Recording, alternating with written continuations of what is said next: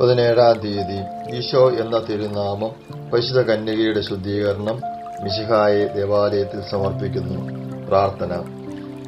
മോശയുടെ നിയമങ്ങൾക്ക് വിധേയമായി ഞങ്ങൾക്ക് നിയമാനുഷ്ഠാനത്തിന് മാതൃക നൽകിയ പരിശുദ്ധ കന്യകയെ ദൈവിക നിയമങ്ങളും സഭയുടെ നിയമങ്ങളും അന്യൂനം പാലിക്കുവാൻ വേണ്ട അനുഗ്രഹം ഞങ്ങൾക്ക് നൽകണമേ.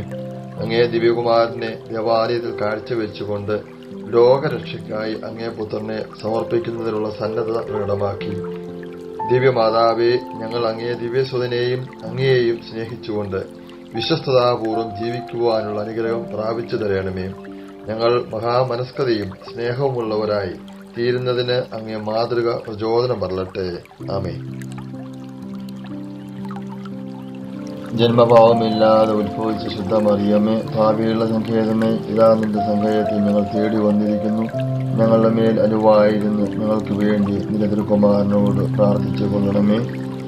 ഭാവിയുള്ള സങ്കേതമേ, തിരുസഭയ്ക്ക് വേണ്ടിയും ജാതികൾ മുതലായവർ മനസ്തിരിയുവാൻ വേണ്ടിയും രാഷ്ട്രീയാധികാരികൾ സത്യവും നീതിയും പാലിക്കുന്നതിനു വേണ്ടിയും മാർപ്പാപ്പ മുതലായ തിരുസഭാധികാരികൾക്ക് വേണ്ടിയും അങ്ങേ പ്രിയപ്പെട്ട മക്കളായിരിക്കുന്ന ശുദ്ധീകരണ സ്ഥലത്തിലെ ആത്മാക്കൾക്ക് വേണ്ടിയും പ്രാർത്ഥിക്കണമേ. സുഹൃദേവം.